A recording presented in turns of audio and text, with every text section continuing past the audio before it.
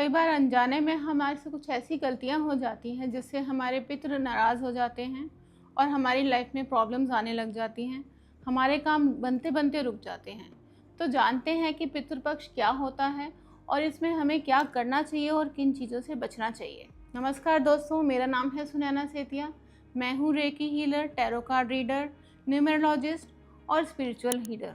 पितृपक्ष, जिसे हम श्राद्ध भी कहते हैं, ये हिंदू धर्म में पूर्वजों को याद करने और उनकी तर्पण करने का विशेष काल है। यह भादो मास की पूर्णिमा से अश्विन मास की अमावस्या तक लगभग 16 दिनों तक चलता है। इस अवधि को महालय भी कहते हैं। इस दौरान हर दिन का एक विशेष महत्व होता है और तिथि के अनुसार श्राद्ध किया जाता है। तो आइए जानते हैं कि पितृपक्ष की हिस्ट्री क्या है। पितृपक्ष की कहानी महाभारत से जुड़ी हुई है।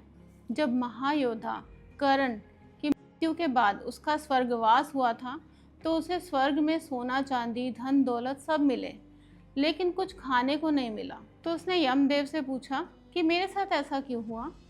तब यमदेव ने कहा कि तुमने जिंदगी भर दान पुण्य दिया, लेकिन कभी अपने पितरों को अन्न और जल अर्पित नहीं किया। तो कर्ण ने कहा कि उसे अपने पितरों के बारे में कुछ पता ही नहीं है। तो यमदेव ने उसे 16 दिन के लिए पृथ्वी पर भेजा, जहाँ उसने श्राद्ध और पिंडदान करके अपने पितरों को संतुष्ट किया। तभी से ये 16 दिन को हम पितृपक्ष कहते हैं। तो जानते हैं पितृपक्ष का महत्व क्या है।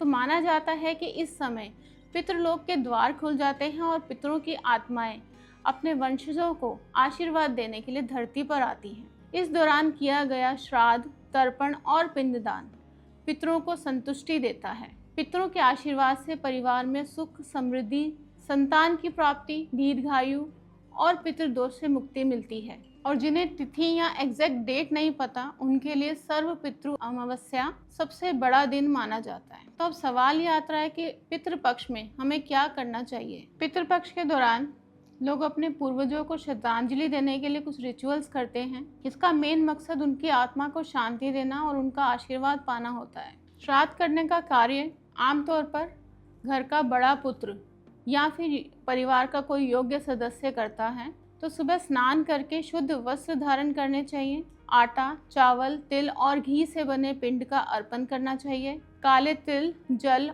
और कुशा के साथ पूर्वजों को जल अर्पित करना चाहिए।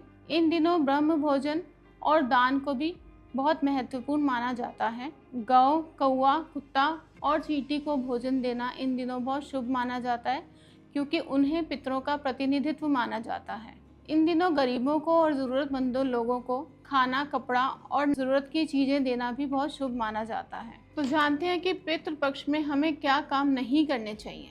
पितृपक्ष में हमें मांस और मदिरा से बचना चाहिए और हो सके तो प्याज और लहसुन को भी अवॉइड करें। नए कपड़े, नई प्रॉपर्टी, गाड़ी खरीदने से बचना चाहिए और नए व्यापार या फिर कोई भी नया शुभ काम करने से हमें बचना चाहिए। शादी, गृह प्रवेश या कोई भी जश्न वाले काम हमें इस दौरान नहीं करने चाहिए। बाल काटना, दाढ़ी बनाना और नाखून काटना, इन सब चीज़ों से भी हमें बचना चाहिए। पितृपक्ष का रिचुअल सिर्फ ट्रेडिशनल नहीं है, ये एक तरह का एनर्जी एक्सचेंज है। जब आप ग्रेटिट्यूड के साथ अपने पितरों को याद करते हैं तो आपकी एनर्जी ब्लॉकेजेस खुलने लगते हैं, फाइनेंशियल और फैमिली प्रॉब्लम्स कम होने लगती हैं और आपको एक नई ग्रोथ मिलती है। तो सिंपल वर्ड्स में एंसेस्टर्स को याद करने का मतलब अपने रूट्स को रिस्पेक्ट करना है।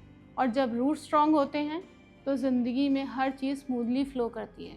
तो दोस्तों, पितृपक्ष एक रिमाइंडर है कि हमें अपनी फैमिली लीनिएज को ऑनर करना चाहिए। आप छोटा सा भोजन अर्पित करके, एक ग्लास पानी अर्पित करके भी अपने एंसेस्टर्स को याद कर सकते हैं। इस पितृपक्ष अपने पितरों के लिए प्रार्थना ज़रूर कीजिए और देखिए कैसे उनका आशीर्वाद आपके जीवन में रोशनी भर देगा।